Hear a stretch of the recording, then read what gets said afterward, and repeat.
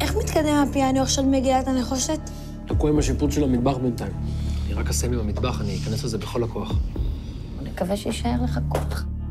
התרגשות רבה, סתכל, אחזה בעולם הארכיאולוגיה, כאשר בחפירות בעיר דוד נמצאו חלקי מגילת נחושת עתיקים. רחל בן שמחון, מנהלת הפרויקט שגילתה את החלקים, אמרה שזהו רגע מאוד מרגש ומשמעותי בחיי. אתה קולט? המגילה הזאת שווה בטח המון כסף. וברור לך שהמגילה הזאת תהיה פריצת דרך גדולה מאוד בקריירה שלך, וחשובה מאוד לעולם כולו.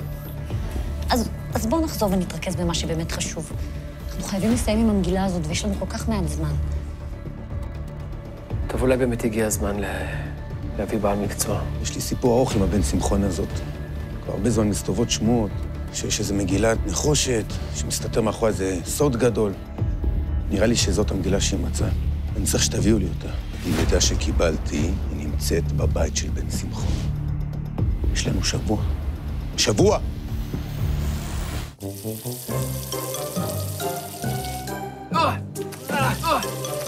מה קורה? התקנתי את הברז. מה? איפה השיפוצניק?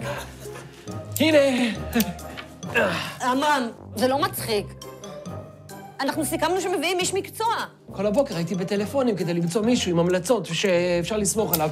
עד שמצאתי מישהו שהיה נשמע נהדר, גם נתן לנו מחיר טוב, שיפוצי התקווה. הבטיח להיות כאן ב-11. נו? מה נו? ב-10:30 הוא התקשר להגיד שהוא לא מגיע. מה זאת אומרת לא מגיע? לא יודע, ניסיתי להשיג אותו, גם לא היה זמין. אבל אמרתי, לא לדאוג. אחי, לא לדאוג. אמרתי, אני לא אבזבז זמן. מיד אמרתי, אני מתקין את הברז, והיא מה? היום את מבשלת.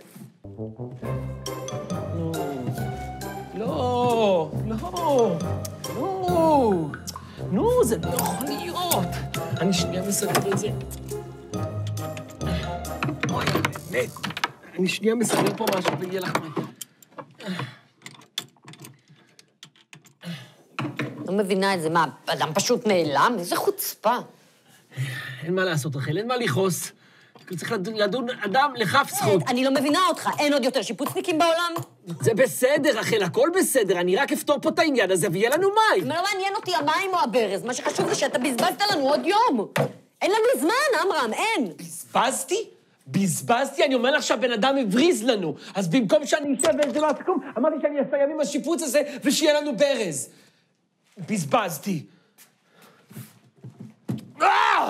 מה התקדמת, עמרם? מה התקדמת? תראה איך נראה פה, הכל מלא מים, בלגן. אנחנו סיכמנו שאתה מזמין שיפוצניק מקצועי. אני אומר לך שהזמנתי, הוא לא הגיע, הוא שם לנו ברז.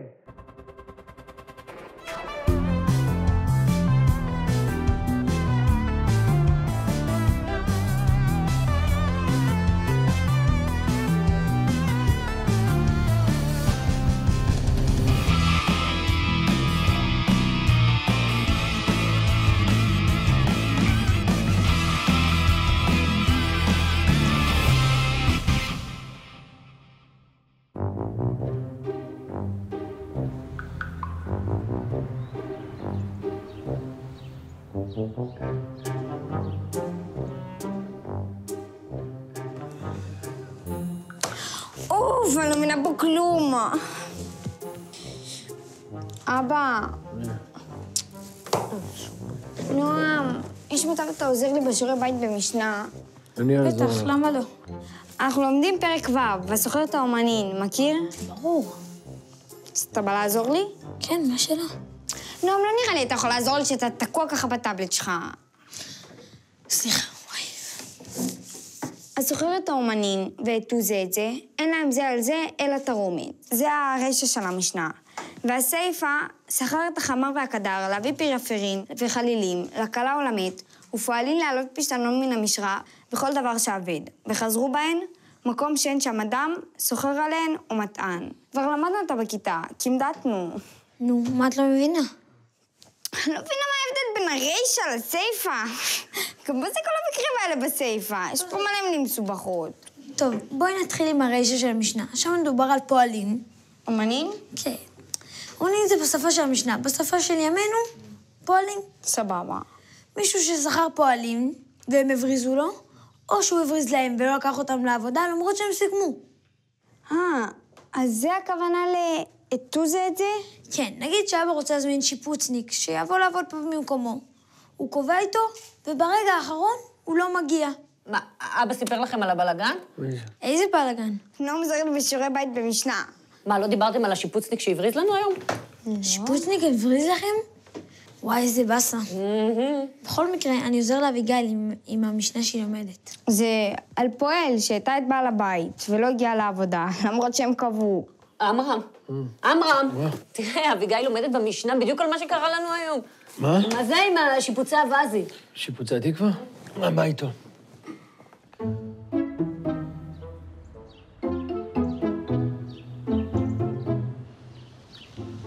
אלי, זהו, יש לי פה את המפת תצה של השכונה עם הבית של בן שמחון.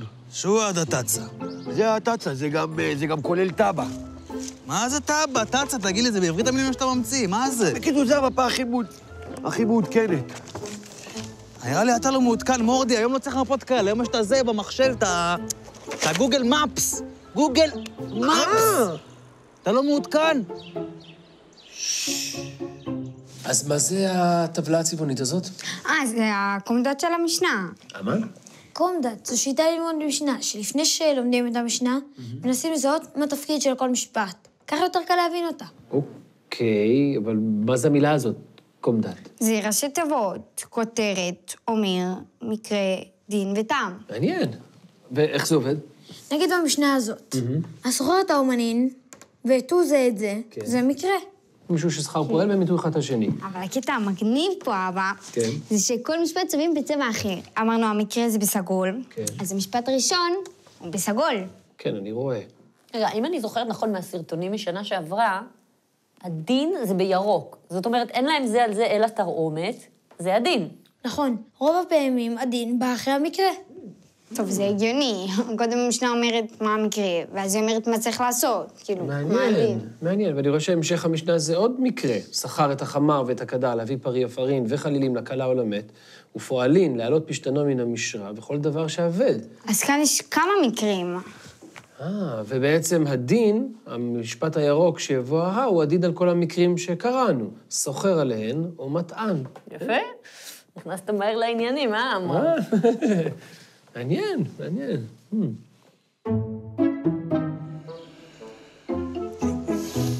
תראה, זה הבית של משפחת שמחון, וזה החלון של המשרד של עמרם. אני חשבתי שנפרוץ מכאן. לפרוץ? מה לפרוץ? נפרוץ, לקחת את החלקי נחושת, וללך לאסה ונגמור את הסיפור. מורדי, אתה לא מעודכן. עוד פעם לא מעודכן. היום כבר לא פורצים לדירות. אז מה עושים? לא פורצים, היום יש מצלמות, יש חיישני תנועה, יש מצלמות אבטחה, הכל מצולם, יש מזל"טים באוויר. מסוכן, תוך שנייה עולים עליך. היום אתה צריך לחשוב על דרכים אינטליגנטיות כדי לחדור לזירת הפשע. שועד האינטליגנט. לא משנה. יש לי, תקשיב טוב, תוכנית פצצתית. אז במקרה הראשון בעצם מדובר על מקרה שמישהו שכר פועלים, והם סגרו ביניהם כבר את הדבר לעשות, וברגע האחרון אחד הצדדים ביטל. ואז הדין הוא, אין להם זה על זה, אלא תרעומת. תרעומת זה כעס, נכון? כן. רגע, אז יש להם תרעומת או שאין להם תרעומת? יש פה מבנה לשוני מיוחד שמופיע הרבה פעמים במשנה, שכתוב, אין להם זה על זה אלא תרעומת, הכוונה בעברית של ימינו, שיש להם זה על זה רק תרעומת. זאת אומרת שאם אחד מהצדדים ביטל לפני שהתחילו את העבודה, מותר להם לכעוס אחד על השני? לפי מה שלמדנו בכיתה, בגלל שהעבודה עוד לא התחילה. לא נגרם איזה נזק מיוחד או משהו כזה. הם לא יכולים לתבוע אחד מהשני כסף, וזה. אז מה שנשאר לנו לעשות זה רק לכעוס אחד על השני. זה נשמע לי ממש דומה למה שקרה לנו היום עם השיפוצניק, שהוא הבריז לנו, כי תכלס לא נגרם נזק. אז חוץ מלכעוס עליו, אין לנו הרבה מה לעשות. זה באמת מכעיס. ביליתי את כל הבוקר לחפש בעל מקצוע, ועד שמצאתי מישהו והתרתי וכבר סגרתי איתו, ברגע האחרון הוא ביטל. אז אמנם לא נגרם לנו איזשהו נזק ממש, אבל בכל זאת, מכעיס. אבל אני לא מבינה, זה מה שהמשנה רוצה להגיד, שמותר לכעוס? תראי, יש בזה מן החידוש, הרי אנחנו תמיד רוצים לדון אדם לכף זכות, אבל במקרה כזה שבאמת נגרמת עוגמת נפש גדולה, המשנה אומרת שמותר לכעוס. אני מאוד מקווה שמי שתזמין מחר לא יבריז, כן? כי אני כבר קבעתי עם המעצבת, ואני חייבת שהברזים והשיש יהיו מסודרים, אחרת זה כבר באמת יגרום לנו נזק.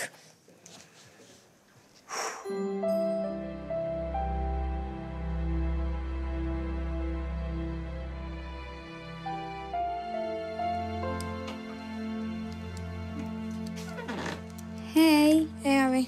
אפשר רגע? כן. היה ממש מקסים הערב עם אבא ואמא. לגמרי. ממש כמו פעם. יושבים ביחד, מדברים, עושים צחוקים. שמת לב שמשהו השתנה? כן. אומרים, כל הזמן רבים. זה ממש מלחיץ. ממש. ואם הג'ירפה תאכל לאבא את הקוקו, אז אמא גם לא תאפה את העוגות גבינה שלה, נכון? נכון. אביגיל, לאבן קוקו. לא, כי אם אהפה עוגות גבינה, ברוך הבא לכדור הארץ. תקשיב, נועם, אני ממש מפחדת שאבא ואמא עומדים להתגרש. להתגרש? לא נסחף קצת? אתה לא רואה שהם כל הזמן רבים בזמן האחרון? כן, אבל נראה לי שאת קצת מגזימה. לא יודעת. לא חברים טובים כמו פעם. בסדר, יש קצת מתח בגלל שיפוצים, אבל להתגרש? לא יודעת. יש לי הרגשה לא טובה.